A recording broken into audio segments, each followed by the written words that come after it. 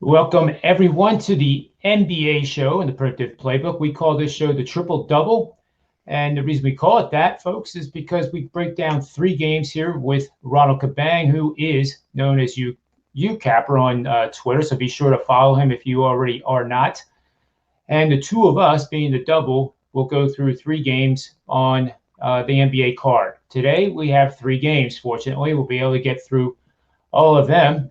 First of all, I want to welcome Ronald to the show. How has the weekend been? How are things going for you? Yeah, it went well. Yesterday went 2-0, so that was a good day. NFL has been great so far. The last few weeks, actually the last couple months, I'm hitting over 60% in the NFL right now. So yeah, the weekend was great. Yeah. Yeah, very good. So let's get right to it here. We're going to just tee it up here with the first game on our slate is the Milwaukee Bucks. 4-6, 3-2 on the road, taking on the depleted 76ers. Yeah. They're now 8-3 on the season after a loss last night to the Knicks, but that was without Embiid and basically half the team. I'm leaning Milwaukee here. But maybe you have something that'll tell me not to bet Milwaukee. So I'm a little scared about how the Sixers are playing with such great chemistry and offensive efficiency. So I'll turn it over to you. Yeah, so I mean, so the Bucks are on a 2-game losing streak. They're averaging only 96 points per game while giving up 107 points per game in those losses. But the Sixers are on the tail end of back-to-back home games, and they're going to be shorthanded once again without Harris, Embiid, and Thibault. Right now, I'm seeing the Bucks as 6-point favorites on the road. Some spots are at 5.5. I know the Bucks are still without Middleton and Lopez, but the Sixers are their losses. I feel like are more significant in my opinion. Embiid and Harris have the highest usage percentage and player efficiency rating on the team. Those two combined for the Sixers are very hard to replace. I think this is sort of like a get right spot for the Bucks here, and they take advantage of a shorthanded squad missing their top two players. So right now I'm leaning the 76ers -6. I was leaning the under on the total. It opened up at 222.5, I believe, but it steamed down pretty quickly to 218, and I think that might continue to fall. So I'm gonna lay off the total there, but I am leaning the 76ers today. Yeah, I think that's I'm leaning the Bucks. Sorry. Right. And I think that's the way to play this, folks. I agree with that lean for sure. And when the Sixers get back to health, though, don't forget that right now they are the number one ranked team in the NBA in effective field goal percentage at 58%. And points per game, they're number 6 at 111.1. But they rank dead last in field goal attempts per game. So they play at a very slow pace. Yeah. But they're so efficient that I really haven't seen a team like this. So when Embiid is in the game, you will have slower paced games. When he's out of the game, and Harris are both out, I've found in the statistics that they play much faster, up to upwards of 124 possessions per 124 points per 100 possessions is the pace. With Embiid in the game, it's right around 114, 115. More likely to go under right now when Embiid's in the game overall, and possibly more likely to go over other times. But I definitely agree with your under lean here, Ronald. So let's get to the next one here, and that would be the second game of the night. And we're looking at the Atlanta Hawks, who are going through a gauntlet. They're playing 7 games in 12 days against the NBA elite. And so far, they're not doing so good. They get, I thought they'd actually win last night. They were up at basically the half, I believe. And then they just couldn't finish it off. And I know it's early in the season, Ronald, but maybe fatigue is a factor here. Trae Young had a huge night, and it still wasn't enough.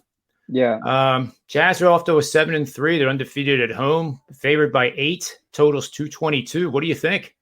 Yeah, I mean, I think the Hawks are just a different team on the road. Right now, I think this season they're 1-6 straight up and 1-6 against the spread on the road. and they're out here in the West Coast, and they've had a rough West Coast trip here, and it's not going to get any easier. They were in Phoenix, then they played Golden State. They got the Jazz, and then the Nuggets next, all on the road here. So that's just a tough schedule. And I think when they get back home, their first game is, I think, against the Bucks or something. Maybe.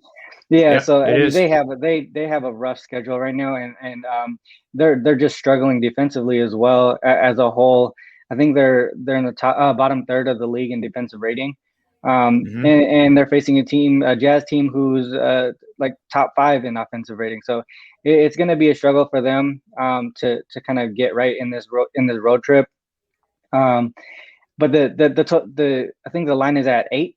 If I'm correct. Yeah. So I feel like that's a little bit too high for my liking. So I'm likely going to pass on this. But if I were to have to make a bet on this, I would probably do like an under here, only because I feel like the Jazz are coming off sort of like an embarrassing loss to one of the bottom tier leagues teams in the league, in the Magic. And sometimes when top tier teams lose like that in an embarrassing game, they kind of try to overcompensate and try too hard to kind of start off strong the next game, and they end up falling flat. So I think that's sort of this situation here. And the Hawks are, I mean, I know defensively they're struggling, but I think, in this type of situation when they play a key game, maybe maybe they play a little bit better against a top tier team. Yeah, the Hawks are they at least had a day of rest after losing their 4th in a row. They haven't been shooting the ball that well. The yo-yo though that Utah is, they shot 50.6% in a win against the Atlanta Hawks back on November 4th, and that was at Atlanta. So Atlanta does have revenge, adding to what you're saying. Yeah. And then at Miami, they shot 51.8 in a 3-point loss. They allowed 60% shooting, which is so unlike Utah-ish. Mm-hmm. And at Orlando, you said minus 11 and lose by 7. I mean, what the heck happened there? Yeah. I like one little thing on the Utah Jazz. They shoot 50% 2 games in a row or better. Yeah. There is a tendency in NBA that you regress after that a little bit, unless you're a juggernaut like Golden State was a few years back. Yeah. Then all of a sudden they go the complete opposite, 38%. And NBA teams that are winning record teams that shoot under 40% usually bounce back. And you were alluding to that as a factor probably contributing to the higher than expected line, making Utah an 8-point favorite. Yeah. So I'm with you. I'm not ready to play this game or go to the window by any stretch of the imagination, but my lean would be that Atlanta comes up with a bigger effort tonight, and Utah, like you said, tries too hard. Even at the pro level, that can happen. Yeah, yeah. So the last game is one that I personally like, and it's on the Trailblazers, who are now finally 5-5, but they're winless on the road, 0-4, going against definitely a contender in the LA Clippers, 5-4, 3-2 at home. Staples Center is the location here. CJ McCollum is averaging 22.1 points per game, 4.3 assists, and 4.1 assists per game. That's basically has led the team, while Damian Lillard was trying to find out how to shoot the basketball again, and it was really incredible. I mean, all the was it 8 games, and he was shooting 35%, not from 3-point line overall. Yeah. And then we saw in the last game that all right, nothing to really worry about here. And I got to think, Ronald, at this level, a guy like him finds the groove, finds the rhythm, gets used to the new basketball, whatever the heck it was that made him shoot 35%. And he comes back with another big effort tonight, which spills over to the rest of the team. And I think +3 here is a pretty good value. Yeah, I was actually looking at the money line here. I think it's at +130. I'm with you on the Blazers here. I think the Clippers, I mean, they're both coming in hot. They both are on a win streak. Blazers are on a 2-game win streak. Clippers on a 4-game win streak. But the Clippers wins are just less impressive if you look at who they beat, right? They beat the Thunder. They beat the Wolves twice, and both times without D'Angelo Russell. Then they beat a Hornets team who are kind of starting to regress a little bit after a hot start to the season. I know the Blazers didn't look overwhelmingly great in their wins either. Like you mentioned, Lillard hasn't looked great this season. But I think, I tweeted this out earlier this week or late last week. That Lillard seems like he doesn't want to be on the squad in Portland anymore. In that game against the Pacers, late in the game, where Dame would have normally, kept the ball and, obviously like, Dame time or whatever. But instead he gave it up. And that's kind of a sign to me that something's different with Lillard. But I think if the fans see it, if the public sees it, obviously he knows I feel like if he sees that, he understands that we see it, he's probably going to turn around and say, it's hurting his own stock. So he has to play better. And I think that's what happened this last game where, he played a lot better than he did. Probably one of his better games of the season.